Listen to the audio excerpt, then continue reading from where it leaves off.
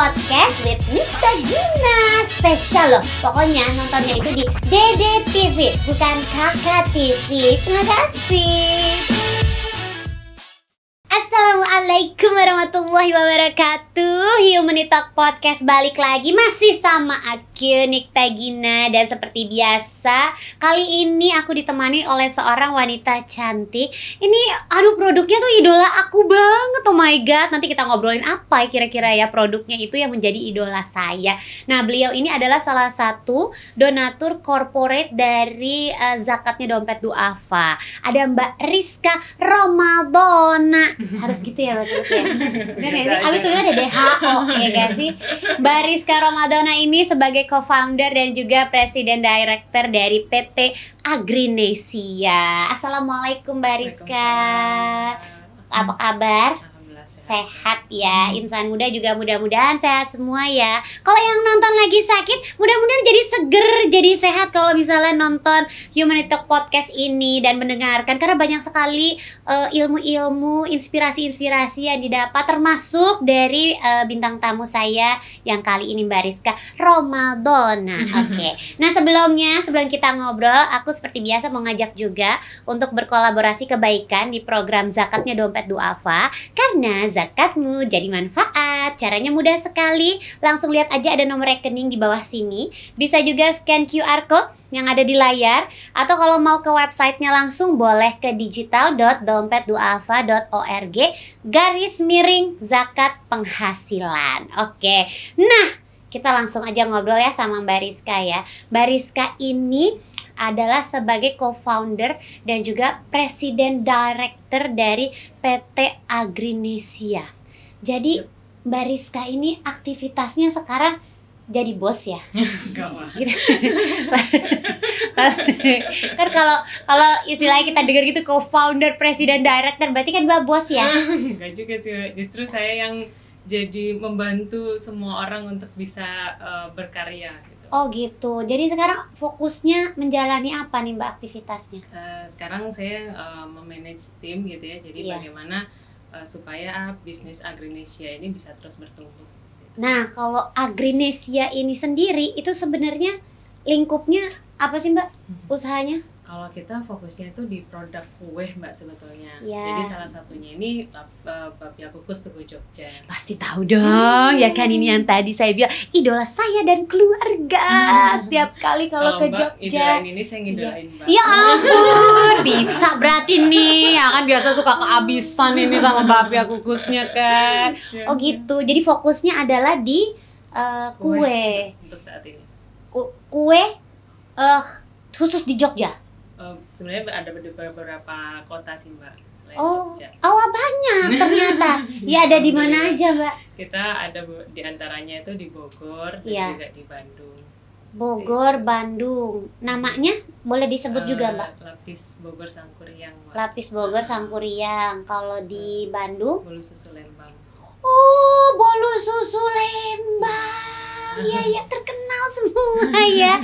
Kalau di Jogja ini bapia kukus Tugu Jogja. Mbak sendiri asalnya dari Jogja? Dari Surabaya ya. Wow, melenceng jauh. Iya. Di Surabaya juga ada? Ada produk. Apa itu? Lapis kukus pahlawan. Kok bisa sih Mbak? Banyak banget gitu ya? Dari kepepet semuanya mulainya Mbak. Maksudnya dari kepepet, emang ada istilah kan the power of kepepet ya. Tapi kok ini kepepetnya berhasil ya? Gimana kok bisa gitu karena ya? benar dipepetin Oh, gitu. kepepetnya sampai mepet banget gitu ya? Sampai minus malah kan. Oh iya, boleh cerita nggak sih Mbak? Jadi awalnya tuh kita mulai usaha ini tuh ketika 2011. Oke, yang pertama tuh apa? Lapis Bogor Sangkuriang. Oke. Jadi Lapis Bogor Sangkuriang itu dimulai 2011. Iya. Waktu itu sebelumnya itu kita usaha bakso Mbak. Oh, bakso. Baksonya nyungsep gitu kan. Terus habis itu akhirnya kita mikir lagi nih mau usaha apa lagi gitu ya. Terus ada uang 500.000. Nah akhirnya ini bikin apa ya. Terus ngelihat potensi Bogor kan, kota pariwisata. Oh ya udah bikin oleh-oleh aja. Nah akhirnya kita coba ngulik gitu ya. Tadinya kita pengennya tuh orang yang bikin gitu, karena saya nggak punya background bikin kue gitu kan. Tapi ternyata nggak nemu tuh orangnya. Terus akhirnya saya belajar dari ibu saya gitu kan. Terus saya pinjam mixer dari ibu mertua 500.000 saya pakai buat beli kukusan, 300.000 sama buat beli bahan baku. udah dari situ aja mulainya. Terus saya jual ke tetangga, alhamdulillah laku 2 gitu kan. Terus tetangga besoknya pesan lagi laku 6 kayak gitu. Saya tanya ke beliau, Bu emang dijual kemana kok belinya banyak gitu kan. Terus oh iya saya bantuin jualan ke teman-teman saya senam gitu. Wah alhamdulillah banget gitu ya. Ini ya semuanya pertolongan dari Allah ya Mbak. Jadi banyak orang yang bantuin untuk jualan pada saat itu. Jadi awalnya itu cuman dari penjajakan tetangga, teman-teman terdekat gitu. Kok ya tahu-tahu besar dan sampai di banyak kota. Iya, alhamdulillah. Iya, gimana Mbak? Langsung gitu. Kan kepo ya. Mbaknya jawabnya alhamdulillah. Iya, maksud aku kayak kok bisa gitu loh. Jadi caranya, prosesnya atau tipsnya tuh gimana bisa begitu gitu. Ya, yang penting kita fokus dan persisten sih Mbak. Jadi dari mulut ke mulut tadi ya, dari Bogor. Kemudian kita alhamdulillah semakin besar di Bogor. Terus sampai punya toko dong, pasti ada. Sampai punya toko gitu. Kita juga dibantu sama reseller gitu yang bantuin. Karena 500.000 pasti nggak bisa sewa tempat kan Mbak untuk buka kios. Jadi kita benar-benar dari mulut ke mulut, dari teman ke teman, tetangga, komunitas pengajian. Terus kita ikut di Disperindak gitu kan, kita dapat pameran gratis. Jadi banyak banget pertolongan dari Allah nih yang kayaknya tuh memudahkan jalan kita untuk usaha ini gitu kan. Sampai akhirnya 2015 akhirnya kita mulai ekspansi ke Surabaya. 2011 awalnya, terus akhirnya bisa dibilang kayak udah lumayan besar itu di 2015.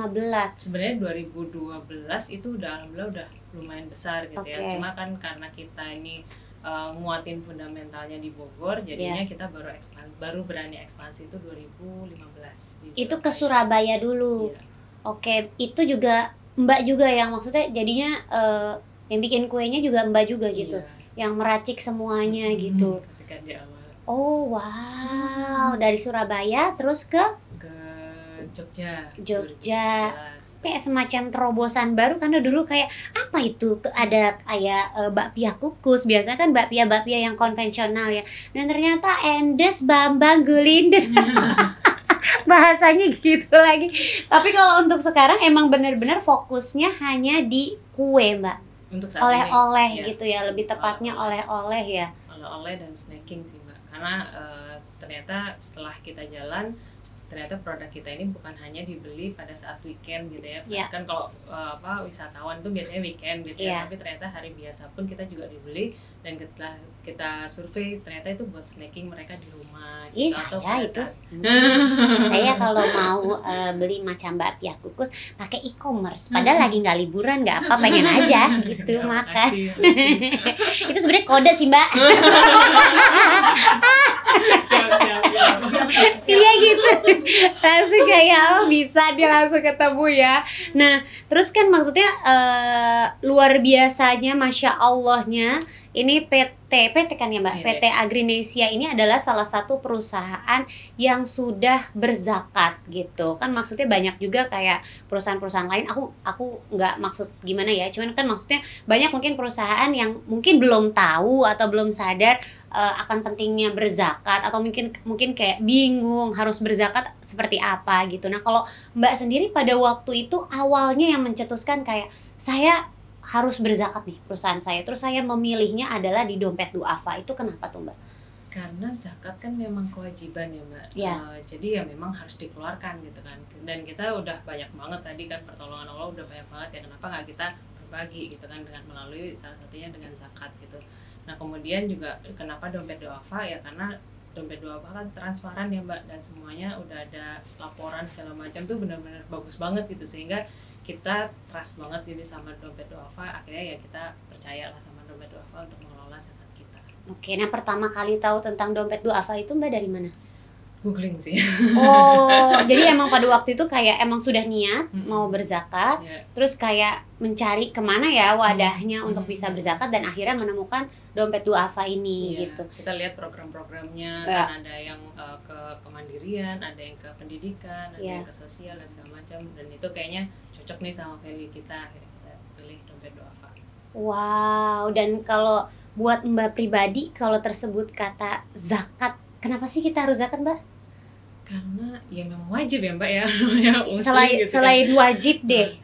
salah satunya yaitu untuk kita bisa kontribusi juga kan. Jadi dan ditambah lagi kan memang kalau zakat ini kan buat apa ya, kita latihan untuk menghilangkan penyakit hati kayak misalnya pelit gitu, gitu kan, dengan berderma gitu kan, itu ngelepas attachment kita pada apa yang kita miliki gitu kan. Nah, itu juga latihannya kan salah satunya dengan zakat gitu. Terus di sisi lain kita lihat impact-nya juga kan, kita bisa membantu banyak orang gitu kan, mulai dari kalau yang kita pilih kan salah satunya tuh program pendidikan gitu ya, ngelihat anak-anak bisa sekolah gitu dengan dana yang kita zakatkan, itu kan happy banget ya Mbak, bisa bantu orang. Jadi kalau boleh tahu perusahaan Mbak itu sudah mulai berzakat di Dompet Duafa dari tahun 2021.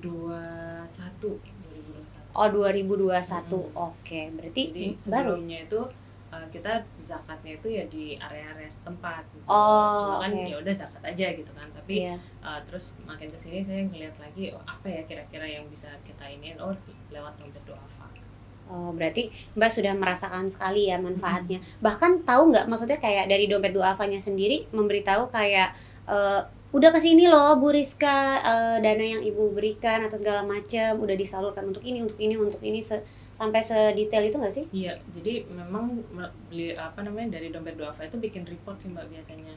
Dananya itu dialirkan kemana aja gitu. Jadi udah ada fotonya, ada laporannya, sekian rupiah, ini sekian rupiah, itu jadi benar-benar detail. Akhirnya kan kita jadi seneng ya Mbak, maksudnya ternyata ya benar-benar dialirkan ke orang yang tepat gitu. Berarti setransparan itu, dan itu dapat setiap bulan gitu. Iya, termasuk juga kita juga diajak juga sama Dompet Duafa ini untuk ikutan langsung ke programnya itu. Jadi kayak kemarin baru banget tuh kita ke Lembang gitu kan, ngelihat prosesnya apa segala macam kayak gitu sih. Di Lembang proses apa nih Mbak maksudnya? Kemarin tuh ada panen. Nah itu kita ikut gitu di situ. Kita melibatkan tim kita juga sehingga tim juga merasa oh iya ternyata saya bisa kontribusi juga loh gitu. Wih, luar biasa. Kayak sekian rupiah kesini, sekian itu boleh tahu nggak sih berapa gitu loh, kayak sekian. Kira-kira kalau usaha yang ada di banyak kota tuh sekiannya berapa ya gitu. Nggak boleh dipublikasikan, hanya Mbak Rizka dan Allah yang tahu ya kayaknya. Ini mungkin buat orang-orang yang belum berzakat, bisa mungkin Mbak kasih semacam gambaran kali ya, apa yang dirasakan setelah Mbak berzakat di kehidupan Mbak sama sebelum waktu Mbak berzakat gitu? Ngerasanya tuh lebih berkah aja sih gitu kan, dan semakin banyak pertolongan yang kayak jalannya tuh makin dimudahkan gitu sama Allah. Jadi kayak misalnya kita buka, sebenarnya kan Medan itu juga buka pas pandemi gitu ya 2021, tapi alhamdulillah sekarang progresnya tuh sangat baik sekali gitu. Terus kemudian yang Nusa Rasa pun juga demikian gitu. Jadi kalau tadi yang dibilang saya mulai 2011 dengan 500.000 gitu sampai di titik sekarang ini ya nolnya udah banyak banget tuh ya. Kayak lipat gandanya iya. Nah itu semuanya ya salah satunya ya kalau hitung-hitungan matematikanya kayaknya nggak masuk gitu loh, tapi ya alhamdulillah itu semuanya ya pertolongan Allah sih. Masya Allah ya, balik lagi bahwa semakin banyak kita memberi, yang kita dapat juga semakin banyak gitu ya Mbak. Segala kemudahan itu tuh kayak ada aja yang kayak hal-hal yang gak mungkin tahu-tahu kayak jadi mungkin gitu ya. Ya siapa yang menyangka kayak modal 500.000 tapi sekarang bisa punya usaha ada di Bandung, ada di Surabaya, ada di Jogja, ada di Medan. Buka pas pandemi pula lagi, dikala orang-orang banyak kena PHK, pemutusan kerja, dirumahkan, ternyata Mbak malah membangun usaha gitu ya kan. Masya Allah luar biasa. Mudah-mudahan ini menggerakkan hati setiap insan muda dan juga perusahaan-perusahaan untuk segera berzakat supaya insya Allah usahanya, kehidupannya berkah dunia akhirat. Amin ya robbal alamin. Terima kasih ya Mbak Rizka ya. Semoga sukses selalu. Semoga usaha kue dan oleh-olehnya bisa tersebar di seluruh Nusantara gitu. Jadi kalau saya kemana, ada punya Mbak Rizka nih. Kalau kemana lagi, ada punya Mbak Rizka lagi nih gitu ya kan. Tinggal aja ya Mbak. Itu yang saya tunggu dari tadi. buat insan muda juga, saya mau ngajak lagi nih, nggak bosan-bosan diingatkan untuk berkolaborasi kebaikan di program Zakat Dompet Duafa seperti Mbak Rizka ini, karena zakatmu jadi manfaat. Caranya gampang banget, semudah tinggal lihat aja ini, ada nomor rekening, atau mau scan QR code yang ada di layar juga boleh, atau mau buka websitenya di digital.dompetduafa.org/zakat penghasilan. Baiklah, sampai di sini dulu ngobrol-ngobrol kita di Humanity Talk Podcast. Mudah-mudahan bisa memberikan inspirasi buat insan muda semuanya. Sampai ketemu lagi di Humanity Talk Podcast berikutnya. Saya Nikta Gina pamit, Mbak Rizka pamit. Assalamualaikum warahmatullahi wabarakatuh. Dadah.